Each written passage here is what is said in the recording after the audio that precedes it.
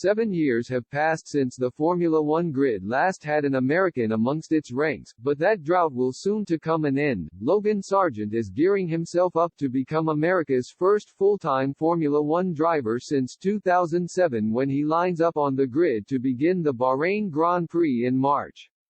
The 22-year-old prodigy may be relatively unknown to casual fans, however, his family are no stranger to the limelight, with his billionaire grandfather having close ties to former U.S. President, Donald Trump.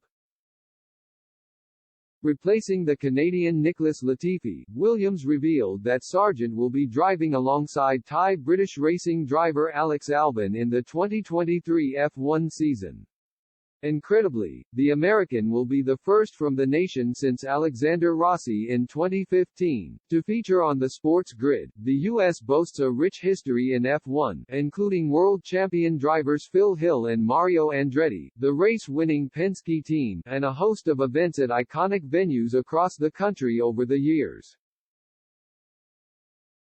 But while Haas arrived as another U.S.-led team 7 years ago, the country has experienced a driver drought during the same period. That will all change this year, though, as Williams promote their Academy star in Sargent, who won 2 races en route to 4th in last year's F2 standings, having previously caught the eye in F3 and F4.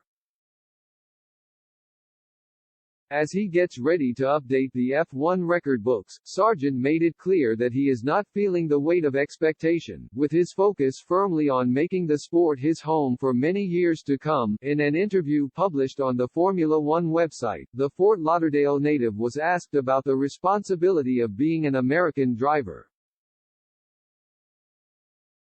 He said, "I feel like, at the end of the day, I've put in as much hard work as anyone else to reach this point.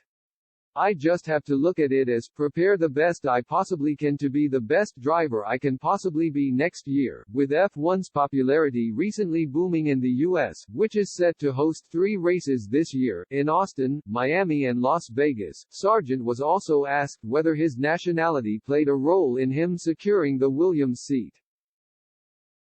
He added, "I'd like to think it's just a happy coincidence.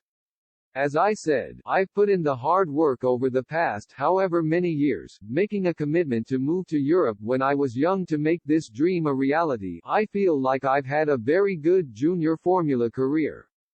I'm just looking forward to closing that chapter and moving on to the next.